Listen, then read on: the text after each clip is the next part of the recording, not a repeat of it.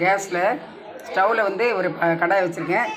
அதில் வந்து 2 ஏலக்காய், பட்டை, கிராம்பு, கடல் பாசி, பெருஞ்சீரகம் இது ஒன்றா போட்டுக்கலாம். லேசாக வறுத்தெடுக்கணும். லேசாக வறுத்துட்டு இதில் ஒரு பல்லாரி வெங்காயமும், தக்காளி, ஒரு 3 மிளகாய் இதையும் லேசாக வதக்கினா போதும். எண்ணெய்லாம் விடக்கூடாது. எண்ணெய் விடாமல் லேசாக வதக்கி எடுத்துருவோம். தக்காளி, மிளகாய், கிராம்பு, ஏலக்காய், பிரிஞ்சி இலை, பெருஞ்சீரகம், தக்காளி, மிளகாய், வெங்காயம்.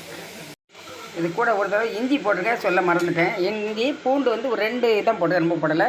இது கூட பொட்டுக்கடலையும் தேங்காயும் லேசாக வறுத்து எடுத்துடும். ஒரு பிரட்டினா போதும், ரொம்ப பிரட்ட வேண்டாம்.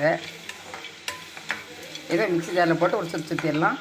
தேங்காய், இஞ்சி, பூண்டு போட்டு ஒரு தட்டு பொரிக்கடலை, 2 ஸ்பூன் மல்லிப்பொடி, 1/2 ஸ்பூன் காரப்பொடி, கரம் மசாலா, சீரகம் ஜாரில் கலந்துட்டு இது நல்ல மையாக அரைச்சி எடுத்துருந்தேன்.